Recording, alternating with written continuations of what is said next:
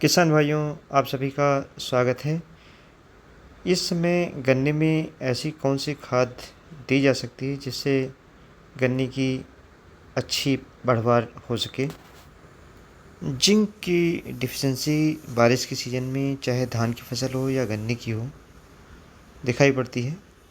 अगर इसे देखना है तो निचली पत्तियों पर आप देखेंगे तो हरा रंग गायब हो जाता है और ख़ास तौर से मिट्टी भी थोड़ी सी ऐसी लगती है जैसे पीली हो गई है, निचली पत्तियों पर दिखाई पड़ता है।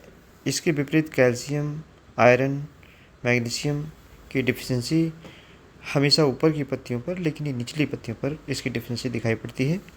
और अगर ज़्यादा डिफिशिएंसी हो तो नेक्रोटिक स्पॉट बन जाते हैं, टिश्यू और सेल्स मर जाते हैं, जैसे छोटे छोटे ऐसे लगेंगे कि इसमें कोई चोट लग गई है। इस तरीके से पत्तियाँ ख़राब होने लगती हैं।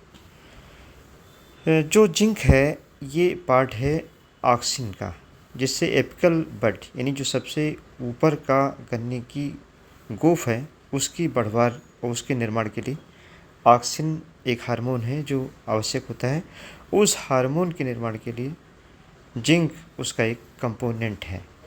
अगर जिंक का हम प्रयोग नहीं करते हैं तो उससे बहुत सारी डिफिशिएंसी दिखाई पड़ती हैं, जैसे कि पत्तियाँ छोटी हो जाती हैं, इंटरनोड की लंबाई कम हो जाती है, गन्ने की पत्तियों का हरा रंग कम हो जाता है और बाद में फोटोसिंथेसिस कम होने से गन्ना स्टंटेड हो जाता है, जिसको हम रोजेटिंग कहते हैं, छोटा हो जाता है।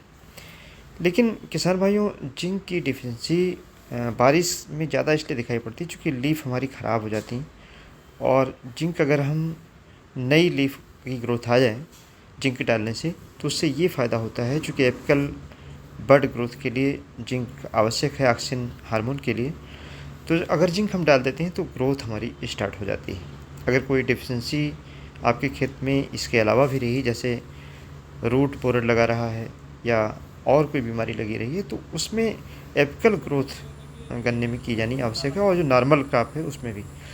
तो ऐसी दशा में जिंक डालते हैं तो उससे ग्रोथ होती है, इंटरनोड की लंबाई यानी जो पोर है उसकी लंबाई भी बढ़ती है, पत्तियाँ और हरी हो जाती हैं, नई पत्तियों का निर्माण होता है, जिससे गन्ने का ओवरऑल वज़न बढ़ने लगता है। लेकिन इस वज़न को बढ़ाने के साथ साथ में नाइट्रोजन की भी आवश्यकता पड़ती है, लेकिन बहुत कम मात्रा में।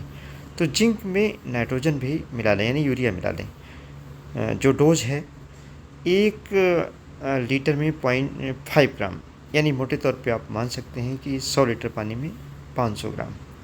300 लीटर पानी लगता है तो 1.5 किलोग्राम से ज़्यादा जिंक की आवश्यकता नहीं है।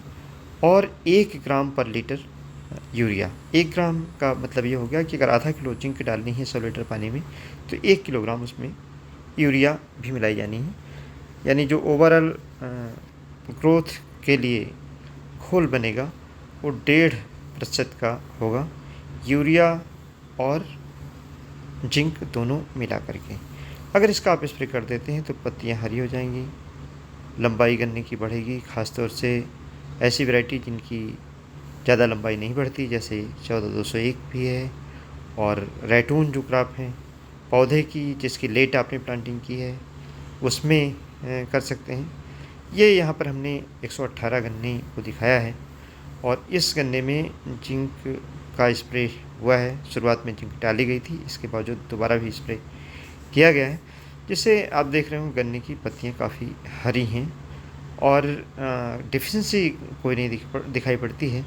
गन्ने की पोर की जो लंबाई है ये 118 गन्ने की किस्म है, वह भी इसमें अच्छी लग रही है।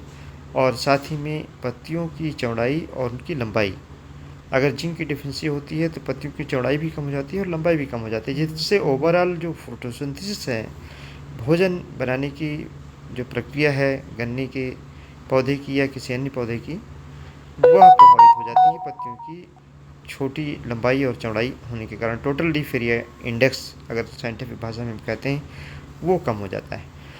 तो बारिश में चूँकि पत्तियाँ डैमेज हुई हैं और कुछ डिफिशिएंसी आई जिसके कारण ग्रोथ जो रुक जाती है, ख़ासतौर से अक्टूबर के महीने में।